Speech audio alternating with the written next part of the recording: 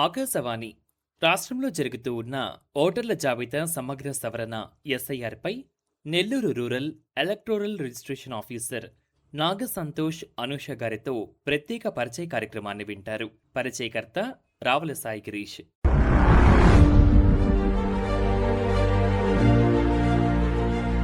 శ్రోతలకు నమస్కారం. ఈనాటి మన ప్రత్యేక కార్యక్రమానికి స్వాగతం. ప్రజాస్వామ్య వ్యవస్థలో ఓటు హక్కు అత్యంత విలువైనది. ప్రతి అర్హుడైన పౌరుడి పేర్లు ఓటర్ల జాబితాలో ఉండేలా చేయడం, జాబితాను తప్పులు లేనిదిగా సమగ్రంగా రూపొందించడం ఎన్నికల సంఘం యొక్క ప్రధాన బాధ్యత. ఈ నేపథ్యంలో భారత ఎన్నికల సంఘం ఆదేశాల మేరకు మన ఆంధ్రప్రదేశ్లో ఓటర్ల జాబితా ప్రత్యేక సమగ్ర సవరణ స్పెషల్ ఇంటెన్సివ్ రివిజన్ ఎస్ఐఆర్ కార్యక్రమం రాష్ట్ర వ్యాప్తంగా నిర్వహించబడుతూ ఉంది. ఈ సందర్భంగా ఎస్ఐఆర్కి సంబంధించిన పూర్తి సమాచారం, ఆ వివరాలు మనకు అందించేందుకు ఈ రోజు మనతో పాటు ఉన్నారు నాగ సంతోష్ అనూష గారు, ఎలక్టోరల్ రిజిస్ట్రేషన్ ఆఫీసర్. మేడంతో మనం మాట్లాడి పూర్తి వివరాలను తెలుసుకుందాం. నమస్కారం మేడం. నమస్తే గిరీష్. మేడం, కార్యక్రమంలో ముందుగా ఎస్ఐఆర్ అంటే ఏంటి, దీని యొక్క ప్రధాన లక్ష్యం ఏంటంటారు? సో మనకి ఇండిపెండెన్స్ వచ్చిన దగ్గర నుంచి ఒక ఓటింగ్ మెకానిజం అంటే ఎలక్షన్ కమిషన్ ఆఫ్ ఇండియా యొక్క ఇంపార్టెన్స్ అనేది ప్రజలందరికీ తెలుసు. ఓట్ వేస్తాం, మన నాయకుల్ని మనమే ఎన్నుకుంటాం, మన ప్రజాస్వామ్యాన్ని ఇంకా బలోపేతం చేస్తాం. కాబట్టి అందులో భాగంగా ఒక స్పెషల్ ఇంటెన్సివ్ రివిజన్ అనేది ఇంతకు ముందు 2002లో ప్రతి రాష్ట్రానికి జరిగింది. వేరే వేరే ఇయర్స్ లో 2002లో మనకి జరిగింది. అంటే ఆంధ్రప్రదేశ్, ఉమ్మడి హైదరాబాద్ అండ్ తెలంగాణ వాళ్ళకి. అది ఏంటంటే ఒక సమగ్రంగా ఒక ఓటర్ జాబితాని సవరణ చేయడం, అంటే శుద్ధి చేయడం అంటారు కదా ప్రాసెస్ ని. అందులో ప్రతి అర్హుడైన పౌరుడి యొక్క ఓటు అనేది నమోదవ్వాలి. అనర్హుడు అంటే నాట్ అట్ ఆల్ ఎలిజిబుల్ వాళ్ళు ఎవరంటే వేరే ప్రాంతాలకి వెళ్ళిపోయిన వాళ్ళు కానీ, డూప్లికేట్ డబుల్ ఎంట్రీ ఓటర్స్ కానీ, మరణించిన వాళ్ళు, ఇలాంటి వాళ్ళని తొలగించాలి. సో మెయిన్ ఎలిజిబుల్ ఓటర్స్ నే కాకుండా ఇన్ ఎలిజిబుల్ వాళ్ళని కూడా తొలగించే ప్రాసెస్ ఈ స్పెషల్ ఇంటెన్సివ్ రివిజన్. మేడం, మనం చూస్తే కనుక ఎన్నికల జాబితాలో పేర్లు అనేటివి ఖచ్చితంగా ఉండటం అనేది ప్రజాస్వామ్యానికి ఎందుకు ముఖ్యమంటారు? ఎందుకంటే ఇప్పుడు మన largest democracy of the world ఇండియాలో ఈ ఎలక్షన్స్ తోనే. అండ్ ప్రతి పౌరుడు ఓటు వేయడానికి ఎందుకు వెళ్తాడంటే రేపు పొద్దున్న స్కీమ్స్ కానీ వాళ్ళ యొక్క వాయిస్ అవుట్ చేయడానికి ఒక గవర్నమెంట్ అనేది ఫామ్ అయ్యేది ఆ ఓటర్ లిస్ట్ ప్రకారమే. అండ్ ఎవరైతే పార్టిసిపేట్ చేస్తున్నారో ఎలక్షన్స్ లో ఎమ్మెల్యేస్ గా కానీ, ఎంపీస్ గా కానీ, అందరికి కూడా వాళ్ళకి ఒక ఈక్వాలిటీ బ్యాలెన్స్ చేయాలని. ఇప్పుడు డబుల్ ఎంట్రీస్ ఒక ఏరియాలో ఎక్కువ ఉన్నాయనుకోండి, అక్కడ ఏదైనా కొంచెం ఇష్యూస్ అనేది అరైజ్ అవుతాయి. ఎవరో ఒక పర్సన్ కి ఎక్కువ ఫేవరబుల్ అయ్యే ఓట్స్ అనేవి వస్తే అది that is not democracy. Democracy is giving equal rights to every one so that everybody participates as a voter to elect their own people. Madam, ఈ సంవత్సరం జరుగుతున్న ఇక ప్రత్యేక సమగ్ర సవరణ, ఈ కార్యక్రమంలో తీసుకున్న ముఖ్యమైన చర్యలు ఏంటి మేడం? సో ఇప్పుడు థర్డ్ ఫేజ్ లో మనకి ఎస్ఐఆర్ స్పెషల్ ఇంటెన్సివ్ రివిజన్ అనేది ఆంధ్రప్రదేశ్ అండ్ తెలంగాణ అండ్ కొన్ని రాష్ట్రాలకు జరుగుతుంది. ఇందులో మేజర్ గా చేంజెస్ కూడా చేయడం జరిగింది. ఎందుకంటే మనం చూసిన బీహార్, వెస్ట్ బెంగాల్ లో ఇష్యూస్ జరిగాయి. దానిలో కూడా కొన్ని ఇష్యూస్ తీసుకొచ్చి రిఫైన్మెంట్ తీసుకొచ్చి ఏం చేశారంటే బిఎల్ఓలు ప్రతి కుటుంబానికి సందర్శించాలి. ప్రతి వీకెండ్ సాటర్డే, సండే ప్రత్యేక క్యాంపులు నిర్వహించాలి. డిజిటల్ విధానాల ద్వారానే వాళ్ళ యొక్క ఇన్ఫర్మేషన్ అనేది లాగిన్ లో సేవ్ చేయాలి. ఇప్పుడు సూపర్వైజర్ కి కూడా పర్యవేక్షించే అధికారిని నియమించి వాళ్ళకి కూడా లాగిన్స్ ఇవ్వడం జరిగింది. ఎందుకు అనంటే రేపు పొద్దున్న ఎవరైనా డెత్ ఓటర్స్ ని కానీ, శాశ్వతంగా ఎక్కడన్నా వలస వెళ్ళిపోయిన వాళ్ళని తొలగించాలి అంటే ప్రతి లెవెల్లో కూడా చెక్స్ అండ్ బ్యాలెన్సెస్ ని ఎస్టాబ్లిష్ చేస్తూ ఈ సంవత్సరం ఎస్ఐఆర్ 2026 లో రాజకీయ పార్టీలు బిఎల్ఏల యొక్క సహకారం కూడా ఇందులో తీసుకొని పారదర్శకంగా అన్ని చర్యలు అన్ని విధాలుగా ఎస్ఐఆర్ ని ఇంకా ప్రతిష్టాత్మకంగా నిర్వహిస్తున్నారు. మేడం, ప్రస్తుతం జరుగుతున్న ఈ యొక్క స్పెషల్ ఇంటెన్సివ్ రివిజన్ ఈ ఎస్ఐఆర్ లో 18 ఇయర్స్ నిండిన వారికి కొత్త ఓటర్ల నమోదుకు ఏమైనా ప్రత్యేక చర్యలు చేపడుతున్నారా? ఎస్. ఇప్పుడు ఇంటింటికి సర్వే ఏదైతే బిఎల్ఓస్ వెళ్తున్నారు కదా, సో 18 ఏళ్ళు ఎప్పుడు ఏ కట్ ఆఫ్ డేట్ అంటే 1 జూన్ 2026 కి ఎవరైనా సరే 18 ఇయర్స్ నిండి ఉన్న వాళ్ళు ఫార్మ్ 6 డిక్లరేషన్ ఫామ్ ఇచ్చి ఆ బిఎల్ఓస్ ఇంటింటికి వస్తూ ఉంటారు. ఇప్పుడు మా ఇంటికి వస్తారు. మా కజిన్ 18 ఇయర్స్ అయ్యారు 1 జూన్ కల్లా. సో నేను ఫార్మ్ 6 డిక్లరేషన్ ఫామ్ ఇచ్చేసి వాళ్ళ యొక్క లిస్ట్ పేరు అనేది సెప్టెంబర్ 22న పేరు అనేది నమోదవుతుంది. మేడం, ప్రస్తుతం జరుగుతున్న ఈ యొక్క ఎస్ఐఆర్ లో పేరు చేర్పు నుంచి తొలగింపు, సవరణల కోసం ప్రజలు ఎలాంటి విధానాలను ఉపయోగించుకోవచ్చు అంటారు? సో ఫస్ట్ ఆఫ్ ఆల్ మీ దగ్గరలో ఉన్న సచివాలయంస్, అందులో ఉన్న ward admins, welfare secretaries, planning secretaries ని బిఎల్ఓస్ గా నియమించడం జరిగింది. మీ దగ్గర ఉన్న రెవెన్యూ స్టాఫ్ లో విఆర్ఓస్ ని సూపర్వైజర్ గా నియమించడం జరిగింది. సో మీరు రోజు వాళ్ళని ఏదో ఒక సర్వీసులకి యూజ్ చేస్తూ ఉంటారంటే వాళ్ళ దగ్గరికి వెళ్ళి డిజిటల్ అసిస్టెంట్స్ దగ్గర ఏదో ఒకటి కడుతూ ఉంటారు మన ఇంటి పన్ను అదిని. సో మీకు తెలిసిన వాళ్ళు వీళ్ళందరూ కొత్త వాళ్ళు ఏం కాదు. సో వాళ్ళ దగ్గరికి వెళ్ళి మీకు ఇచ్చిన ఫార్మ్స్ ని నింపి ఇచ్చేసినా పర్వాలేదు, లేకపోతే వాళ్ళ సహకారం తీసుకొని అది నింపినా పర్వాలేదు, లేక మీ ఓటు ఎక్కడుందని కనుక్కోవడానికి ఓటర్ హెల్ప్ లైన్ యాప్ ద్వారా కానీ ఎన్విఎస్పి పోర్టల్ ద్వారా కూడా మీరు ఎక్కడున్నారు. సపోజ్ నేనున్నాను గిరీష్, నేను నెల్లూరులో పనిచేస్తున్నాను, కానీ నా సొంత జిల్లా విశాఖపట్నం. సో నాకు అక్కడ ఏ నార్త్ ఈస్ట్ వెస్ట్ ఎక్కడుందో తెలియదు నాకు ఓటు. అప్పుడు నేను ఎన్విఎస్ పోర్టల్లో నా ఫుల్ నేమ్ టైప్ చేసి ఆ కాన్స్టిట్యుయెన్సీ వెతుక్కొని ఆ కన్సర్న్ బిఎల్ఏ నంబర్ కూడా వస్తుంది ఓటర్ హెల్ప్ లైన్ లో, అతనికి కాల్ చేసి నాకు ఈఎఫ్ ఫామ్ ఇవ్వండి, ఇక్కడ నేను సబ్మిట్ చేస్తాను, మా నాన్నగారు ఇప్పుడు అక్కడే ఉన్నారు, మీరు తీసుకోండి అక్కడ అని ఇన్ఫర్మేషన్ అనేది పాస్ చేస్తాను. ఇలాంటి విధానాలన్నీ కూడా వాళ్ళకి దరఖాస్తు చేసుకునేలాగా చాలా మెకానిజం ఆన్లైన్ లో మెకానిజం క్రియేట్ చేశారు, అలానే ఆఫ్లైన్ మోడ్ లో సచివాలయంలో క్రియేట్ చేశారు. మేడం, ఈ యొక్క సవరణలతో పాటు మనం చూస్తే కనుక వృద్ధులు, దివ్యాంగులు, నిరాశ్రయులు, మారుమూల ప్రాంత ప్రజలు, సో ఇటువంటి ప్రత్యేక వర్గాల వారి కోసం ఎలాంటి చర్యలు తీసుకుంటున్నారంటారు? ఫస్ట్ చెప్పాను కదా, house to house, door to door. అంటే ఎందుకంటే ఓట్లు తొలగించాలంటే మినిమం ఆ బిఏలో 3 times ఆ ఇంటికి వెళ్ళాలి కాబట్టి ప్రతి ఇంటికి 3 times అనేది బిల్లో ట్రావెల్ చేస్తారు. సో ఈ ప్రత్యేక వర్గాలు మీరు చెప్పిన దివ్యాంగులు కానీ వృద్ధులు వీళ్ళందరూ వీళ్ళకి సహాయం మనం చేయాలంటే ఆ బిఎల్ఓస్ బూత్ లెవెల్ ఏజెంట్స్ పార్టీల ద్వారా నియమించబడిన అధికారంగా నియమించబడిన వీళ్ళిద్దరూ ఎప్పుడైతే ఇంటికి వెళ్ళి వాళ్ళని ఐడెంటిఫై చేసి వాళ్ళ వద్దే ఆ ఫార్మ్స్ అన్ని సబ్మిట్ చేసి వాళ్ళకి సహాయం కూడా చేసి అక్కడి నుంచి కలెక్ట్ చేసుకోవడం అయితే జరుగుతుంది.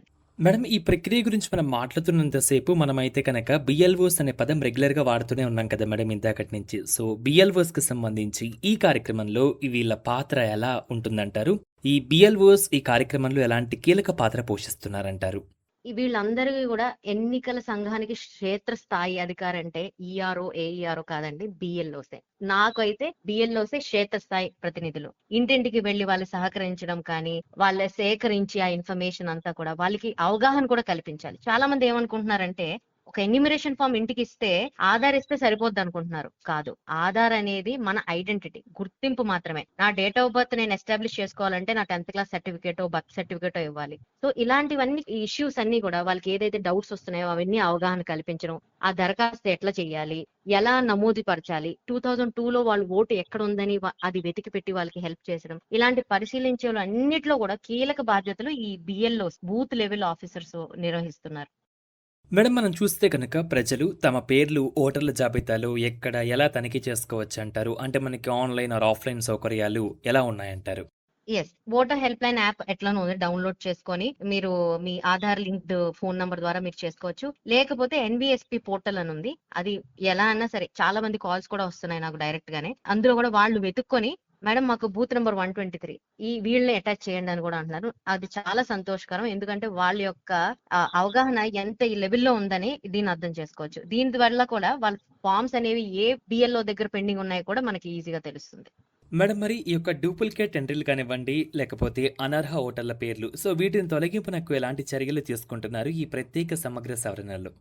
ఇప్పుడు మనకి 5 కేటగిరీస్ లో ఉన్నారు. ఒకటి ఆల్రెడీ ఎన్రోల్డ్, అంటే 2 places లో డబుల్ ఎంట్రీ ఓటర్స్ ఉంటారన్నమాట. ఆల్రెడీ ఒక దగ్గర ఉంటారు, కానీ ఇంతకు ముందు షిఫ్టింగ్ పెట్టుకున్నప్పుడు డిలీట్ అయ్యి ఉండదు లాస్ట్ ఏరియాలో. సో అలాంటి వాళ్ళు కానీ మరణ ధృవీకరణ పత్రం తీసుకొని డెత్ ఓటర్స్ ని అండ్ స్థానికంగా వలస వెళ్లిపోయిన వాళ్ళని చుట్టుపక్కల వాళ్ళని ఒక సమాచారంతో పాటు ఒక పంచనామా స్టేట్మెంట్ తో పాటు ఇలా వివిధ రకాల కేటగిరీస్ ని డివైడ్ చేసి వాళ్ళకి మేము ఒక మనమనే కాదు ఈసీఐ గైడ్ లైన్స్ కూడా ఉంది, పంచనామాస్ కండక్ట్ చేసి అది అప్లోడ్ చేసిన తర్వాతే ఓట్ అనేది మార్క్ అన్కలెక్టబుల్, అంటే ఓట్ అనేది రేపు పొద్దున్న మెయిన్ రోల్లో ఇంకా కనిపించదు. కానీ ఇదంతా కూడా ప్రక్రియ అంత ఈజీ కాదు. ఆ బిఎల్ఏలు booth level agents booth level officers ఇద్దరు సమక్షంలో జరుగుతుంది. అండ్ ప్రతి బిఎల్లో కూడా ఓటర్ను తొలగించాలంటే 3 సార్లు ఆయన నివసిస్తున్న గృహంలో కానీ డోర్ నంబర్ ఏదైతే 2025 లిస్ట్ లో ఉందో అది సందర్శించి 3 సార్లు డిసైడ్ చేసి బిఎల్ఎల్ సమక్షంలో సంతకం పెట్టిస్తేనే దానికి విలువ.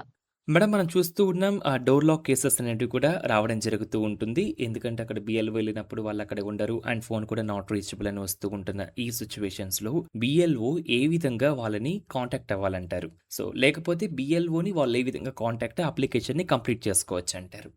అదే ఇప్పుడు ఫస్ట్ ప్రక్రియ ఏంటంటే ఇప్పుడు ఇంకా ఎన్యూమరేషన్ ఫేజ్ లోనే ఉన్నాం. ఇంకా లక్కీ ఎందుకు అంటే మనం కానీ సపోజ్ నేనే యుఎస్ లో వెళ్ళిపోయి ఉండొచ్చు, నేను 15th జులై కల్లా నేను సబ్మిట్ చేయాలి ఎన్యూమరేషన్ ఫామ్. నేను యుఎస్ వెళ్ళిపోయాను వెకేషన్ కి, నేను తిరిగి వచ్చేటప్పటికి ప్రాసెస్ అయిపోయింది.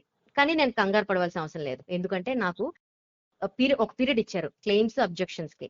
21st జులై నుంచి 20 ఆగస్ట్ వరకు ఈ మధ్యన నేను ఆ సచివాలయ సిబ్బంది దగ్గరికి వెళ్ళి నేను రాలేకపోయాను, నా ఫామ్ సబ్మిట్ చేయలేకపోయాను, నా పేరు డ్రాఫ్ట్ లో లేదు కాబట్టి కొత్తగా నమోదు చేయండి, లేకపోతే నాకు ఆల్రెడీ ఓటర్ ఐడి కార్డు ఉంది ఇప్పుడు నమోదు చేయండి అన్నా సరే ఫామ్ 6, 7, 8 అప్పుడు కూడా వ్యాలిడే.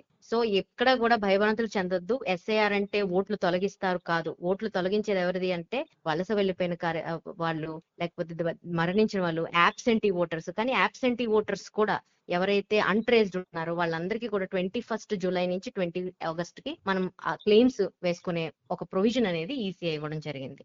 మేడం మీరు ఇందాక చెప్పడం జరిగింది ఇక క్లెయిమ్స్కి సంబంధించి సో ఎలా అనమాట మేడం, ఒక్కసారి ఈ ఎస్ఐఆర్కి సంబంధించి టోటల్ ప్రక్రియకి సంబంధించి వివిధ డేట్స్ ఉన్నాయి కదా మేడం, ఆ వివరాలు తెలియజేస్తారా?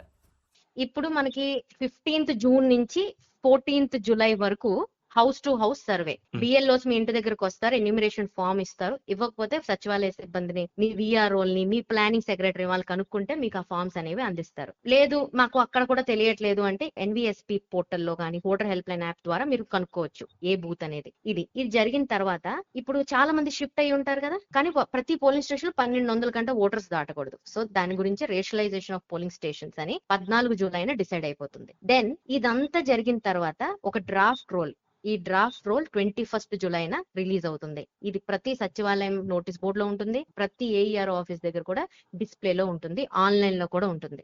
దీన్ని చూసుకొని నెక్స్ట్ క్లెయిమ్స్ 21 జూలై నుంచి 20 ఆగస్ట్ లోపల మీరు వచ్చి నా పేరు ఇక్కడ నమోదు అవ్వలేదు, నా పేరు నెల్లూరు కాదు వైజాగ్ లో నమోదు అవ్వాలని నేను వచ్చి కూడా చేసుకోవచ్చు ఆ టైంలో. తర్వాత దీనికి నేను ఏం చేస్తానంటే ఆ పర్సన్ జెన్యూనా కాదా అనేది నేను ఒక నోటీస్ ఇష్యూ చేస్తాను. ఆ నోటీస్ పీరియడ్ 21 జూలై నుంచి 18th సెప్టెంబర్ వరకు ఇచ్చారు. సో దాదాపుగా 2 నెలల వరకు మీరు హ్యాపీగా ఆ నోటీస్ పీరియడ్ లో వచ్చి మీరు అటెండ్ అయ్యి ఫోటో తీసుకొని నాతో ఆ ఫోటో నేను అప్లోడ్ చేస్తాను, అప్పుడు మీది మళ్ళీ చేరుతుంది.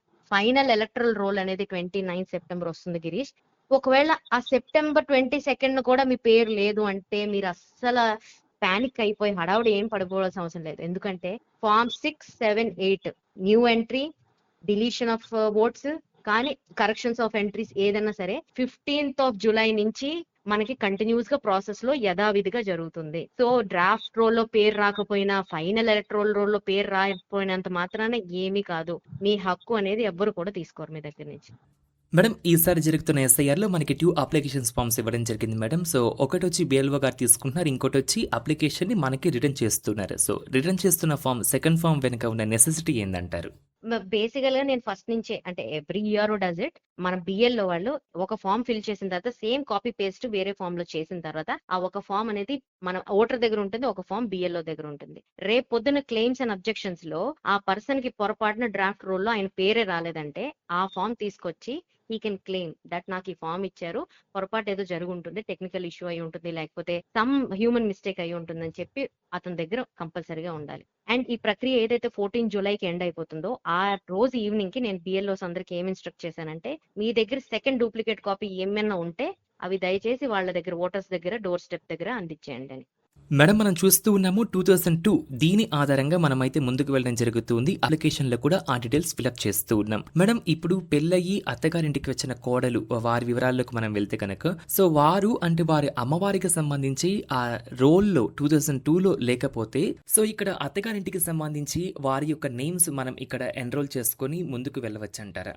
ఒక విధానం ఏంటంటే సపోజ్ అత్తవారు ఇంటికి వచ్చేసింది అమ్మాయి, ఆ అమ్మాయికి అత్త మామలతో కూడా మనకి మ్యాపింగ్ చేయొచ్చు. అత్త మామల వాళ్ళ మమ్మీ డాడీతో కూడా ఈ అమ్మాయిని మ్యాపింగ్ చేయొచ్చు, ఎందుకంటే ఈవిడ గ్రాండ్ డాటర్ అవుతుంది రిలేషన్ ప్రకారం. వాళ్ళ మమ్మీ డాడీతో అన్నా సరే చేయొచ్చు ఈ అమ్మాయి వాళ్ళ మమ్మీ డాడీ. సరే ఈ సెకండ్ కేసులో ఈ అమ్మాయికి ఏం డీటెయిల్స్ లేవనుకోండి, 2002లో వాళ్ళ అత్త మామకి ఓట్ లేదు, వాళ్ళ అమ్మమ్మ తాతయ్యకి ఓట్ లేదు, వాళ్ళ హస్బెండ్ కి లేదు, ఈ అమ్మాయికి లేదు. అప్పుడు ఏం చేస్తాం అంటే నో లింకేజ్ అనే ఆప్షన్ ఇవ్వడం జరిగింది ఎలక్షన్ కమిషన్. ఆ నో లింకేజ్ ద్వారా ఆవిడ్ని ఎన్యూమరేషన్ ఫామ్ అయితే సబ్మిట్ చేయించేస్తాం. ఏదైతే ఈ నోటీస్ పీరియడ్ ఉంది చూడండి, అక్కడ నేను ఆ అమ్మాయికి నోటీస్ ఇచ్చి ఎందుకు నీకు 2002లో ఓట్ లేదు, మీ ఇంట్లో వాళ్ళకి ఎందుకు లేదు అని ఒక ఎంక్వైరీ అప్పటికప్పుడే ఆ లొకాలిటీలోనే ఎంక్వైరీ కండక్ట్ చేసి ఆ ప్రాసెస్ అనేది ఏఈఆర్ తర్వాత నాకు అనిపించిందంటే ఆ అమ్మాయి జెన్యూన్ ఓటర్, తను ఉండాలి లిస్ట్ లో 2002లో లేకపోయినా కేవలం ఆ ఏజ్ గ్యాప్ వల్ల లేకపోవడం వల్ల తనకి డీటెయిల్స్ తెలియకపోవడం వల్ల తన డ్రాఫ్ట్ రోల్ లో పేరు రాలేదని తనని మళ్ళీ ఇందులో యాడ్ చేయడం జరుగుతుంది ఫైనల్ రోల్ లో. మేడం ఇప్పుడు జరుగుతున్న ఈ ఎస్ఐఆర్లో భాగంగా యువతలో ఓటర్ అవగాహనను పెంచేందుకు ప్రత్యేక ప్రచార కార్యక్రమాలు ఏమైనా చేపడుతున్నారా? యెస్. మేము ఒక ఆటో అరేంజ్ చేసి అందులో వాయిస్ మెసేజ్ పెట్టి మెయిన్‌గా మాకున్న వాళ్ళు ఆ ఎన్యూమరేషన్ ఫార్మ్స్ ఇచ్చింది మనకు తిరిగి ఇవ్వడం లేట్ చేస్తున్నారు. ఫోటోస్ కడిగిస్తామని, లేట్‌గా చేస్తామని. సో, ఫోటోస్ అనేది మ్యాండేటరీ కాదు. బ్లాక్ అండ్ వైట్ మీ పాత ఫోటో ఏదన్నా ఉన్నా సరే అది కూడా ఇచ్చేయొచ్చు. లెజిబుల్‌గా బ్లాంక్ కాకుండా చాలా చిందరవందరగా లేని ఫోటో ఏదన్నా సరే మీరు సబ్మిట్ చేయొచ్చు. కొత్తగానే ఫోటో ప్రింట్ చేసుకొని ఇవ్వాలని అయితే ఏమి అంత మ్యాండేటరీ లేదు. ఇది ఫస్ట్ ఆఫ్ ఆల్. సెకండ్ ఏంటంటే ఆటోస్ అవన్నీ చేసిన తర్వాత ఎఫ్ఎం స్టేషన్స్‌కి ఇవ్వడం జరిగింది. ఆ వాయిస్ నోట్స్, ప్రెస్ స్టేట్మెంట్స్ ఎప్పటికప్పుడు రిలీజ్ చేస్తున్నాం. పొలిటికల్ పార్టీ సభ్యులకి అందరికీ కూడా ఈ local awareness booth level agents ద్వారా అందరూ కూడా ఎన్యూమరేషన్ ఫార్మ్ సబ్మిట్ చేయండి. ఎక్కువ లేట్ చేయకండి. ఎందుకంటే ఇప్పుడు ఇంకా చాలా కొద్ది సమయమే ఉంది. అండ్ వీళ్ళ ద్వారా ఏం చెప్తున్నామంటే మీరు భయభ్రాంతులు చెందకండి. 14థ్ మీది డ్రాఫ్ట్ రోల్‌లో పేరు లేకపోయినా, సెప్టెంబర్ 22 లేకపోయినా మాత్రాన మిమ్మల్ని ఎవ్వరు ఓట్ డిలీట్ చేయట్లేదు. ఫార్మ్ 6, 7, 8 ద్వారా ఎప్పుడన్నా మీరు ఓటర్ అనేది నమోదు చేసుకోవచ్చు. కరెక్షన్స్ పెట్టుకోవచ్చు. షిఫ్టింగ్ చేసుకోవచ్చు మీ ఓటని. మేడం మీరు ఇందాక చెప్పినట్టు బిఎల్ఓస్ అనేవారు చాలా అంటే చాలా చాలా important persons and they are the heart for the SIR అని కూడా మనం ఇందాక మాట్లాడుకోవడం జరిగింది. మేడం మరి ఈ ఫీల్డ్ స్థాయిలో బిఎల్ఓస్ ఎదుర్కొంటున్న ప్రధాన సవాళ్ళేంటి? వాటిని ఏ విధంగా పరిష్కరిస్తున్నారు? మెయిన్‌గా వాళ్ళ ఇంట్లో లేకపోవడం, ఓటర్స్ వలసలు వెళ్ళిపోయారు. అండ్ సరైన పత్రాలు లేవని డిలే చేయడం, ఫోటోస్ కరెక్ట్‌గా టైంకి ఇవ్వకపోవడం. తరచుగా ఏంటంటే మెయిన్‌గా నాకు అర్బన్ ఎడ్యుకేటెడ్ ఓటర్స్ నుంచి నేను చూస్తున్నాను కదా! వాళ్ళు ఒక మైండ్ సెట్‌లో ఉన్నారు. అంటే BLOసే ఫిల్ చేయాలి, ఇవ్వాలి అని. అది చాలా తప్పు. ఎన్నికల గైడ్‌లైన్స్ BLOసే చేస్తారు. వాళ్ళే ఫీల్డ్‌కొస్తారు అదంతా. కానీ as an educated citizen of India నేనింత చదువుకున్నాను కాబట్టి నా ఫార్మ్ నేను ఫిల్ చేసుకునే కెపాసిటీలో నేనున్నాను. వాళ్ళకి సచివాలయం దగ్గర వెళ్లి ఇచ్చేది ఒక 2 సెకండ్స్ పని. అది మనం రెస్పాన్సిబుల్‌గా ఫీల్ అయితే BLO ఒక వర్క్ లోడ్ ప్రెషర్ అనేది తగ్గించడం అయితే జరుగుతుంది. సో, ఇలాంటి సమస్యలన్నీ కూడా మేము ఆ ప్రజా ప్రతినిధులు ఎవరైతే బూత్ లెవెల్ ఏజెంట్స్ ఉన్నారు కదా! వాళ్ళ ద్వారా అండ్ వాలంటీర్స్ కూడా మాకు చాలా హెల్ప్ చేస్తున్నారండి. రెడ్ క్రాస్ వాళ్ళు, ఇంకా లోకల్ వాలంటీర్స్ వాళ్ళు ఏం చేస్తున్నారంటే ఈ అవగాహనలో ఎక్కువ ఎక్కడికక్కడ హెల్ప్ డెస్క్ ఆర్గనైజ్ చేసి జనాల్ని ఎక్కువ వెరీ పుష్ చేస్తున్నారు. అంటే ఈఎఫ్ ఫార్మ్స్ వెంటనే సబ్మిట్ చేయండి. మీకేం కాదు. ఆధార్ కార్డ్ ఇచ్చినంత మాత్రాన మీ డీటెయిల్స్ ఏమి కూడా పబ్లిక్ డొమైన్ లో వెళ్ళవు అని ఇలాంటి మార్పులు అనేది స్థానికంగా చాలా ఎక్కువ చేస్తున్నారు. ఫీల్డ్ స్థాయి BLOs కి ఎదుర్కొంటున్న సమస్యలు ఇవి. అండ్ వాళ్ళ యొక్క ఈ సవాళ్ళన్నీ కూడా ఎప్పుడు కూడా ప్రజలు కోఆపరేషన్ చేస్తే ఏ సవాళ్ళైనా సరే ఈజీగా రిజాల్వ్ అయిపోతాయి. మేడం కార్యక్రమంలో చివరిగా జరుగుతున్న ఎస్ఐఆర్‌కి సంబంధించి అండ్ ఆల్సో ఓటర్ అవగాహనపై మన ఆకాశవాణి శ్రోతలకు మీరందించే సందేశం ఏంటి మేడం? నేనొక్కటే ప్రతి పౌరుడికి రాజ్యాంగంలో మీరు ఓటు హక్కు అనేది మీకిచ్చిన బేసిక్ రైట్. అది మనం ఉపయోగించుకోవాలి అంటే మీరు మీ ఫార్మ్ ని అత్యంత త్వరగా ఇంకా ఎవరైనా సరే ఈ మాట వింటూ, ఈ ఇంటర్వ్యూ వింటూ ఇంకా ఫార్మ్స్ తీసుకోకపోతే దయచేసి voter help line app download చేసుకొని ఎక్కడుందో మీ ఓటు కనుక్కొని ఆ ఈఎఫ్ ఫార్మ్ నింపి లేకపోతే BLOయే మీకు హెల్ప్ చేస్తున్నారు. అది ఫార్మ్ ఫిల్ చేయడానికి తిరిగి ఇచ్చేయండి. ఏదైనా ఇష్యూస్ ఉంటే పానిక్ అవ్వకుండా సంబంధిత BLOతో కూర్చొని ఎక్కడ తప్పు జరిగింది, ఎక్కడ ఓట్ షిఫ్టింగ్ చేసుకోవాలి, ఎక్కడ కొత్త ఓటర్‌గా నమోదవ్వాలి ఇవన్నీ గూడా. ఎందుకంటే రాజ్యాంగంలో ఓటర్ జాబితా పారదర్శకమైనది చాలా చాలా లెబోరియస్ ప్రాసెస్. చాలా కష్టమైనది ప్రాసెస్. ఇందులో అందరూ ఇన్వాల్వ్ అయ్యి ఉన్నారు. ప్రతి డిపార్ట్‌మెంట్ ఎలానోలాగా ఎంపీడీఓ స్థాయి నుంచి కింద స్థాయి నుంచి పై స్థాయి వరకు కలెక్టర్ గారి స్థాయి వరకు ప్రతి డిపార్ట్‌మెంట్ ఇన్వాల్వ్ అయ్యి ఉంది. BLOలకి సహకరించండి. ఈ ఓటర్ జాబితా ఏదైతే తయారవుతుందో స్పెషల్‌గా దానిలో మీరు భాగస్వాములు కావాలంటే మీ అందరికి విజ్ఞప్తి చేసేది ఈఎఫ్ ఫార్మ్ నింపి త్వరగా టైంకివ్వండి. క్లెయిమ్స్ అబ్జెక్షన్స్‌లో ఒకవేళ మీకు డ్రాఫ్ట్ రోల్‌లో మీ పేరు లేకపోతే వెంటనే మా క్లెయిమ్స్ అండ్ అబ్జెక్షన్స్‌లో తెలపండి. Madam thank you so much madam. ఈరోజు మీరు రాష్ట్రంలో జరుగుతున్న ఓటర్ల జాబితా సమగ్ర సవరణ ఎస్ఐఆర్‌కి సంబంధించిన పూర్తి సమాచారం మన ఆకాశవాణి శ్రోతలకు అందించినందుకు మీకు మరోసారి ధన్యవాదాలు madam. Thank you Girish. Pleasure is mine.